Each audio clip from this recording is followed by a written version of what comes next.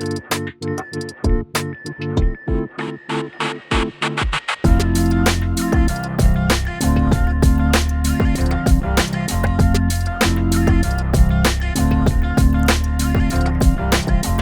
is Choose the Bear, where we dive deep into the power and joy of living a vibrant, independent life on your own terms.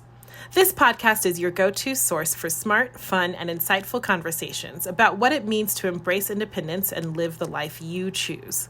I'm Kat Calvin, and together we'll explore how this movement is challenging outdated stereotypes, redefining success, and empowering people to live their best independent lives.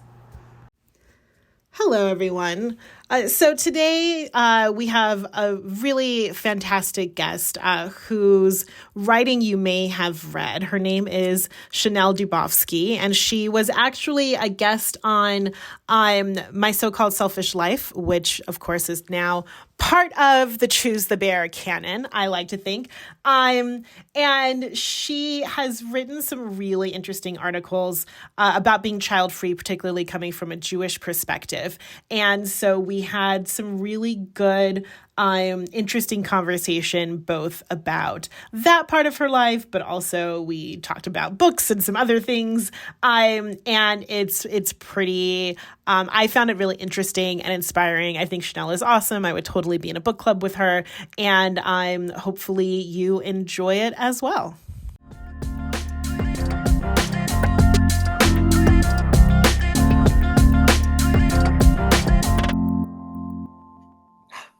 Hi, everyone. So I am here today with a friend of the show who is now a friend of the show in her own right. Hopefully you listened to the episode with Teresa Schechter from when this is coming out, probably a couple months ago, about her fantastic documentary, My So-Called Selfish Life. And the guest today was one. Sometimes you watch a documentary and you walk away and there's only like two people you remember. Well, this was one of the two people who I remembered. And when I was talking to Teresa, I was like, please send me an introduction. So Chanel Dubofsky is here with us today. Thank you so much for joining.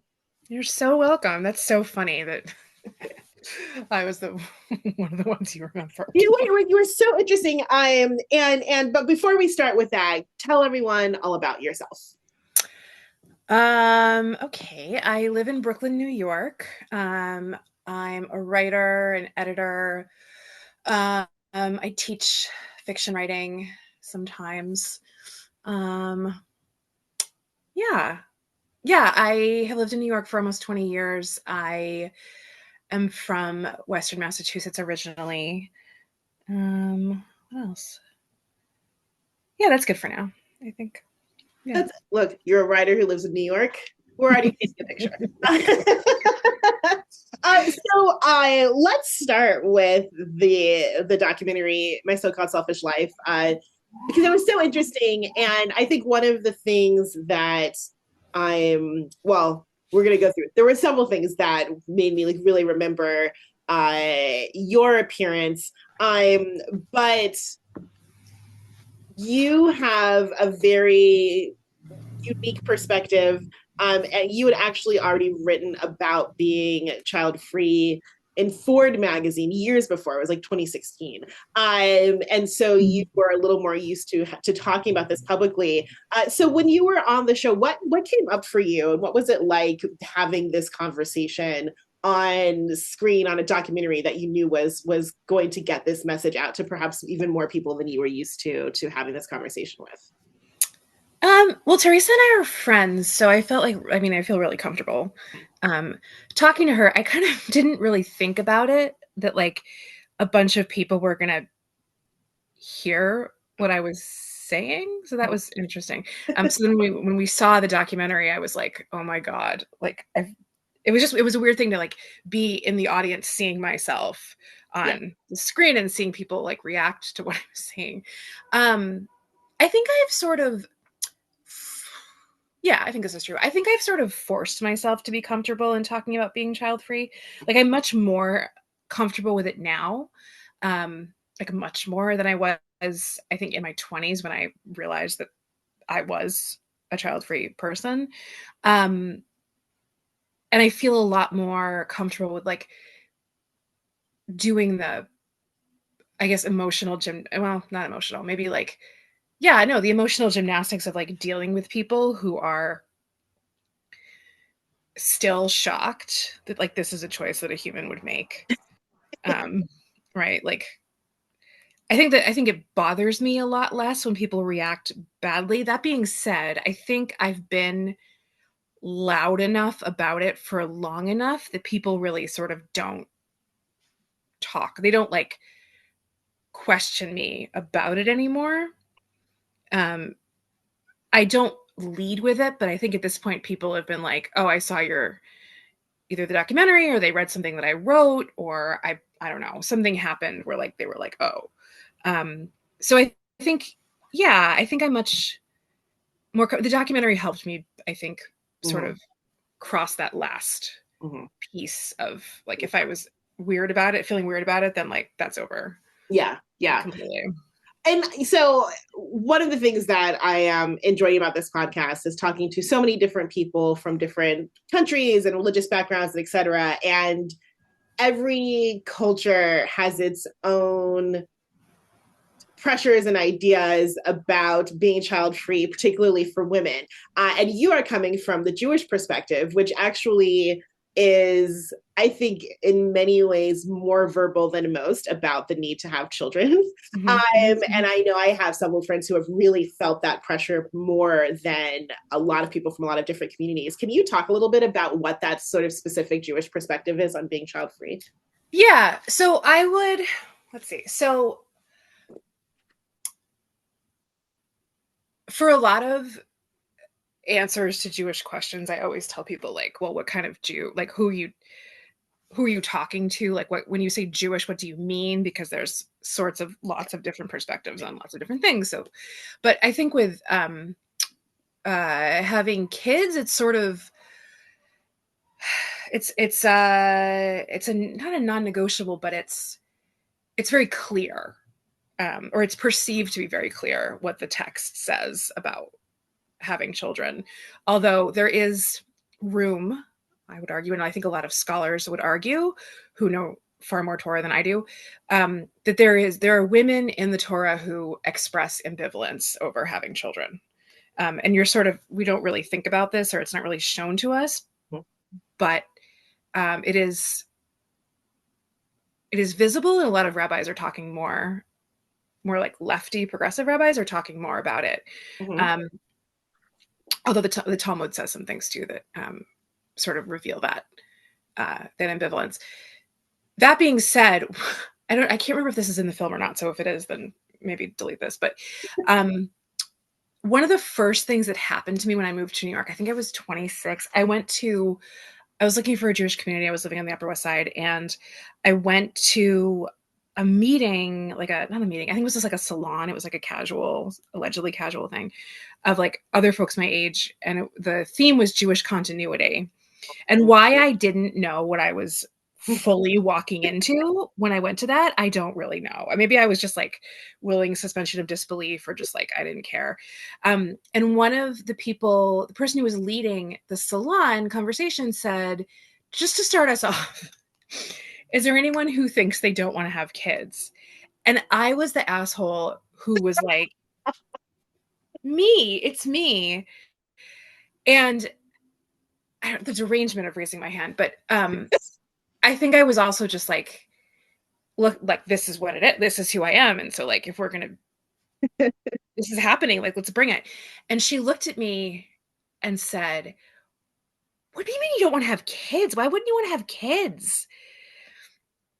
And I didn't respond. I think I was just like, my body was doing something. It was just like full of, I don't know, like just, I didn't have a response because I wasn't anticipating that response. Yeah, yeah.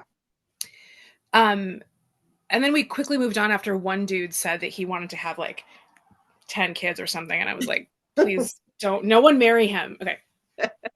I'm sure he's lovely. But I mean, that was one of the first things that happened to me when I realized that like this is not something I can talk about in the Jewish communities that I sort of travel in unless I'm prepared to either have an answer or just like not give a fuck what other people think about it. And it really injured me truly for a while because I was working in Jewish organizations for a long time in my 20s and sort of in my 30s, but mostly in my 20s. And it really was hard to navigate because I just like there was no one like me. Yeah. You know, like everybody was like married with kids or anticipating having kids. And I would meet these like really great people who didn't have kids. And I thought like, oh, maybe we see each other, right? Like maybe we can, maybe you're one of us, my friends. And I say one of us, they're one of us. She's one of us. Maybe she's like me, and only to find out that either they were planning or they were having some like horrible like infertility struggle that they also didn't feel like they could talk about. Yeah. So it was lonely. And I think it was not until it took a while for me to be like, you know what? Like Judaism is a huge part of my life. It's one of the most important things in my life. And I'm not going to not participate because of this thing. Right? That is not negotiable in a lot of ways, but like it's whatever. I can be a Jew on my own terms and I can create my own space, which is what I've always done my whole life. So like this isn't new. But it took a while to get there and there was a lot of sadness, but also I think just like frustration with like men and like who writes text, right? And like who interprets things and all of that. So I think I'm on the other side of that in more of a way where it's like this tradition and religion belong to me regardless. Yeah. So, yeah. Well, it's beautiful that you were able to get there as part of your journey. But you've written a lot about being child free in a lot of different outlets, but also different Jewish media outlets. And so what is the reaction been to that? And have you found that reaction has changed over the years? I think it's changing. I think because there is like a room for an ambivalence in the text, I think there's more open spaces for talking about it and existing in it. I think there's always going to be an issue. It's always going to be an issue. I don't think it's ever going to be like, no, it's cool. You can be child free. Like, it's fine. Like, I don't think we're ever going to get to that space. Honestly, I think, I hope that it is going to encourage Jewish organizations and communities to think about what is outside of a traditional family, right? Like it can't just always be you have like young adult programming in your JCC or your synagogue, then goes right to like families.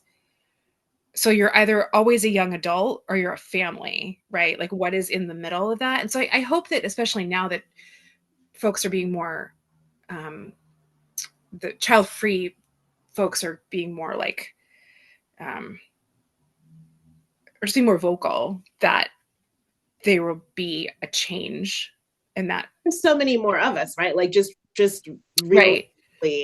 The number of younger generations who are choosing to be child free. Right. So much that you'd think at some point there'd have to be some sort of sea change. I think so. Yeah. I think there is, and I think there will continue to be. In terms of the reaction, I mean,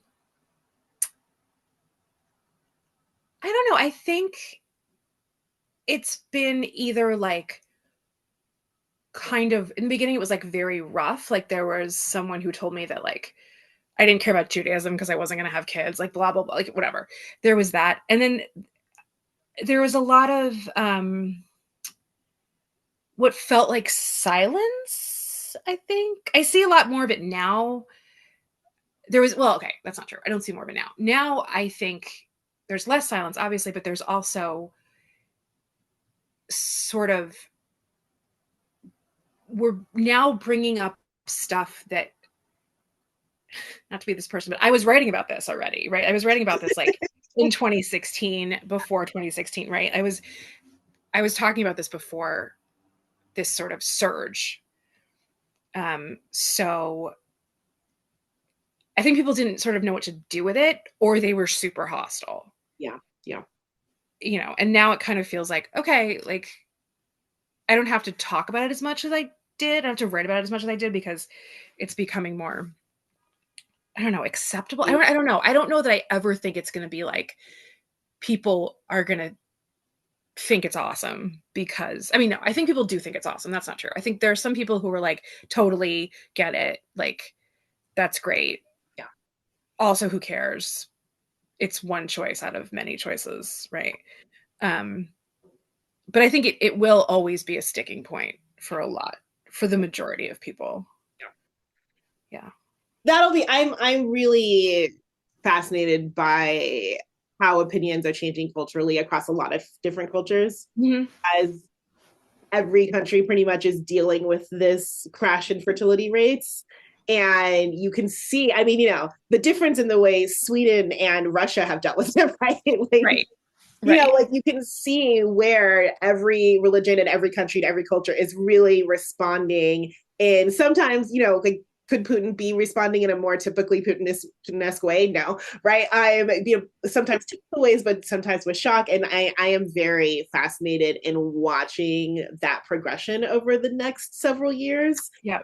Seeing which communities say, oh, like there was just this article in the New York Times about parents who are grieving not becoming grandparents. Oh, I saw this. Yes. Which is partially infuriating, partially fair. Like, yeah, I'm fine. Like, grieve fine as long as you're not pressuring your kid at all. That's right. That's right. Sure, maybe if you grew up imagining being a grandparent, now you're realizing you're not going to be. That's going to be a little sad. And I think that the writer tried to balance that article as much as possible. But I think that, we are seeing all of these people from all these different backgrounds have these same reactions, because children are choosing not to have children across the board, right? Everybody from everything, we're all like, we're not doing this. And so seeing how that changes, and that's why I like talking to someone like you who has been talking about this since before it was, in every newspaper every week. To be able to see like, oh, are people just like being more quiet because they're like, okay, yeah, like we get it. I don't like it, but I can't fight every article that comes out about this now, whereas before it was just you. I think it's interesting to watch how that changes and what are the different perspectives. Yeah, I do. Okay, I have to say, it's going to be grim for a second, but I'm going to say this because I think it will help. My family, my parents are not alive and haven't been alive since I was about 20. So I have skipped. I have not experienced the familial pressure, any of that stuff. Like I will not experience it, right? So I think in a lot of ways I feel lucky. I feel free. That was never a part of my, not part of my cognition, because you grow up with have kids, be a wife kind of thing, regardless of like when your relationship with your parents ends or how it ends. It just like gets in there. But I think it is easier. It has been easier, heavy in the air quotes, for me, because I haven't had that. And I do see like a lot of my friends who are not having kids, who have parents who are alive, grappling with what that means to say like, I'm not having kids and like, you're not going to be a grandparent. Sorry about it, but like, I'm an adult and I get to decide what my life looks like, not you. So I think it's made me, it's helped. It sucks. It's hard to say, but like, it has helped me in my like whole life to not have parents or really that many relatives who are like up in my business. And in exchange, shitty things have happened, but there is that Yeah. That space, I think. So Yeah. sorry, I just got really. No, I mean, but that, that is, it's so a part of the experience. I have one aunt who is everyone's favorite aunt because she's the child-free aunt who never got married. Yeah. But I also think she very much paved the way, and I'm lucky that my family is very like focused on women's education versus anything else, and so there's never any pressure to have kids. But also, I know having Aunt Lynn there means that my grandmother already has a daughter who didn't have kids and didn't get married and is in fact the one who takes care of her, etc. So she, it's sort of like the oldest child is the one who deals with the brunt of things from the parents, and then the youngest kid is just like waltzing through life, right? Yeah. So, I feel like, and same with, my mom and aunts and whatever, there's no pressure. And I think a lot of that is because they're like, well, Lynn's fine, Right.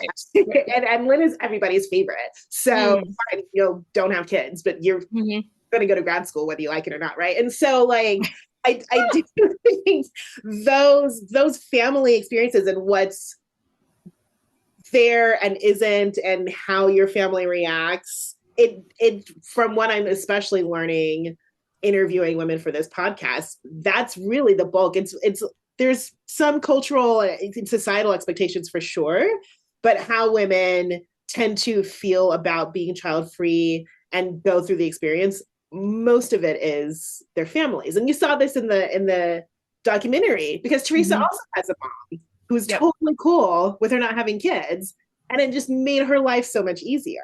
Yes. So that parental experience and what your parents do, and I think that's why, I mean, obviously the New York Times article made everybody mad, but like, I think that is because if you have parents who are cool with it, it makes this whole thing a lot easier. You're getting that constant pressure. Yeah. Which brings me to the thing that you said in the documentary that I was dying laughing at, about elder care being the real selfishness. And it's interesting. So people listening to this podcast will have heard this a million times because my grandmother has been in the hospital for a couple months now, and she's in recovery. She's doing great. She's turning 94 in a couple weeks. But we, she has daughters and granddaughters. She has grandsons. They haven't been around. But who, we have had shifts for, it's been 2 months now that we have had daily shifts. And my mother has been staying with me for 2 months, and that where we are every second that she's been awake in the hospital and now the recovery wing of a nursing home, someone is there with her. After this, we'll be wrapping up, showering, and go to do my shift, right? And she is in tons of visitors, but all of us have really turned our lives around to be there. She is in the recovery wing of a nursing home. Every single room is full. She is the only person who not only always has people there, but even who usually has people there. Usually you walk past empty room, where there's almost no one. And we're there all the time. So we know like the other daughters who sort of there when they can be, right? But no one else in this entire wing has constant visitors like my grandmother does, right? But for sure that every other elderly person in this wing has children. And so the idea that if you have children, or if you don't have children, who's going to take care of you? Well, none of these people, and I'm seeing it every single day, none of these people have someone taking care of them. Right. And so when I saw the documentary and I saw you talk about like the real selfishness, I was like, I'm so glad that someone said that out loud, because it's so often seen as like a totally okay thing to say. Well, you should have kids so they can work for you later, essentially. Right. And no one really stops to think about the logic or the cruelty behind that. So I would love to hear you talk a little more about that. That was one of the things that really stood out in the documentary, I think probably for a lot of people. So, okay. So my mom was sick my entire life. And I'm an only child. And while we lived with my grandmother, a lot of the mental caretaking of my mom emotional caretaking was on me. And I know a lot of stuff about illness and death that like probably a kid at 13 should not have known. And a lot of my life was contorted or expected to be contorted around that emotional caretaking aspect. So I think a lot now, I'm in my mid 40s, about not really having had a childhood in a way that I saw a lot of I know my friends had. And when I got to college, I realized that my friends had these relationships with their moms where it was like, oh, your mom is like your buddy, right? Like you like see this like human being instead of like the person who birthed you, right? So like there's been like a shift in a maturation maybe of their relationship, whereas like mine just like stopped basically, probably in like my teens. So I think because of that emotional caretaking, of my mom, and then to a certain degree of my grandmother after my mom died, I really resent that implication that like we exist to take care of our parents. It feels like a trap to me that you would have a kid with. You're not supposed to expect things of your kids. I know it's like, it just, the way I grew up just makes me think a lot about like what parenting is supposed to be, like ideally what parenting would be. In that like, ideally you would allow your kid or encourage your kid even to become whoever they are, right? Like the best version of themselves, and you would like help them do that instead of curtailing them and under these circumstances. Like you would protect them from knowing things that are above their pay grade as like an 11-year-old, right? So I think when I said that in the film, that's what I've been thinking of. And like that's really shaped a lot of my decision to not have kids, because I do not want to be a caretaker, an emotional caretaker. Not to say that I wouldn't, right? If like my partner or like my friend needed me, I would do that. But that is a different relationship, right? Like a lot of the assumption that you will drop the life that you create and then become a caretaker to a parent. Yeah, I find it really sobering and really disturbing that that's sort of like what that's like this, like I think as child-free people, we're supposed to be like, you're right, I should generate a child just because I need somebody to take care of me when I'm 85. Yep. A lot of the reasons I think we're supposed, particularly as like cis women, we're supposed to like, want to have kids is this fear that we're going to end up alone, right? Whereas like literally my entire life, that has been my goal. That's all I want. Right? All I want you to do is leave me alone with my cat and like Vanderpump Rules, RIP, and books and like New York City and coffee. That's like all I want is like my brain and like the like luxury of being alone and no obligations to other people to like be anybody else. My retirement plan is to be a park ranger at Denali and live alone with my dog in a cabin in Alaska until I die and a bear eats me. Like that's, there you go. That's how I want to spend my 90s. Yes. Yes. Yes, exactly. Yes. So I'm trying. Eventually, I'm probably going to start a book club. I can't help it. I'm addicted to book clubs. But I love reading books about both women who are single and child-free, or just books that are empowering, etc. And as a fellow reader and writer, I would imagine that you have some books. And I didn't ask you this ahead of time. I should have, but you're a writer. Books are everywhere.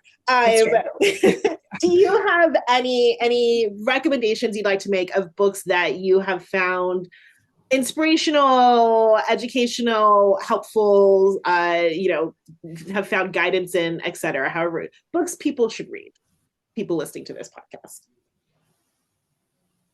About being child free or just like books? Just books, but if you have any that are particularly about being child free or single that you'd like to throw in there, that'd be awesome too.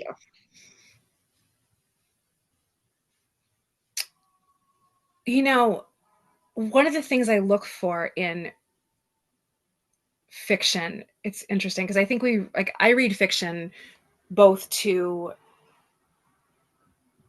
have a moment where I'm living a life that I can't possibly live, right? Like that's why I write too, because to see what it's like to be other people. So that there's that piece of wanting to see what it's like to live outside of your own experience, but also I'm always looking for books about child-free women because I mean the underrepresentation in fiction I think is like really really bad. Yeah, there's not a lot where there's not a lot of examples where like a female character isn't like saved by a man and a baby, right? Like that being said, I'm looking at so one book I read that is truly wild and wonderful and weird is Big Swiss by Jen Bagan. Oh my God, I love Big Swiss. It was so yeah. Well, yeah. Truly wild and weird is the perfect way to describe Big Swiss. Yes. Oh man, if you, dear listener, have not read Big Swiss yet, prepare yourself for just a wild, bizarre time where you have no idea what's going on, but it's great. It's great. And read it now before it becomes a TV show, which is something I think is about to happen. Because it's better. I mean, whatever. I don't know. The book is going to be better than anything ever in your life. Which it's about a woman who, it's about a lot of things, but the main character is this like really eccentric, troubled woman who lives in upstate New York, and runs into all of these. Yeah, just read it. I'm not going to try to tell you what it's about. Just read it. I mean, I admire that you even tried because I cannot describe it to anybody. So that's one. Let's see. I'm literally in this room surrounded by books, and I'm like, what will I tell you to read? Oh, of course. Everything by Jamie Attenberg. Oh, I haven't read it. Her? Yeah. So Jamie Attenberg is like the person I want to be when I grow up. She lives in New Orleans now, but she spent maybe not most of, but a lot of her life in Brooklyn before it was cool. So she lived in like a loft in Williamsburg before like people could like not afford to live there anymore. And she has many books. She has a couple that just came out. One is her 1,000 Words a Day book, which is basically about writing 1,000 words a day and why you should write. And it's full of these essays by great writers about writing advice. It's not a craft book, but it's so galvanizing. It just like really made my brain go like, well, why not me? Like I can do this. But her fiction is superb. So everything by her. She also has a great newsletter called Craft Talk. Just read her. She's delightful. Let me think.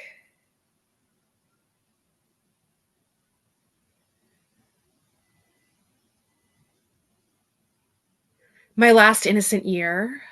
I loved by Daisy. What is her last name? I can't see the book right now. Daisy Halpern Florin, perhaps? I'm just going to go really quick. Which is a Daisy Alpert Florin, My Last Innocent Year, which is about college student in her last year of college, and the backdrop of it is the Clinton Lewinsky scandal. Interesting. Which reading now, right, like years later after that, like I was cognizant of it when that was all going on, and now it's like, shit, like we like as a world, we did her so very wrong. Yes. Really those are awesome. Thank you. Sure. Links will be in the show notes. I love telling people what to read. So, well, look, I'm always looking. I'm sure you are the same. I'm one of those people who I'm just constantly buying books, and then my like to be read list just gets longer and longer, and I'm like, it gets worse every day. Yeah, I'll still just buy this one. It's okay. Right. It's too much. I'll read it. Thank you so much, Chanel, for joining, and this was just a great conversation, and I feel like I really learned a lot. Thank you. This was great. Of course, this was fun. I enjoyed myself. I'm so glad to hear it. Thanks for listening. Don't forget to subscribe, share, and of course, leave a review. Until next week, here's hoping you find joy in your solo life.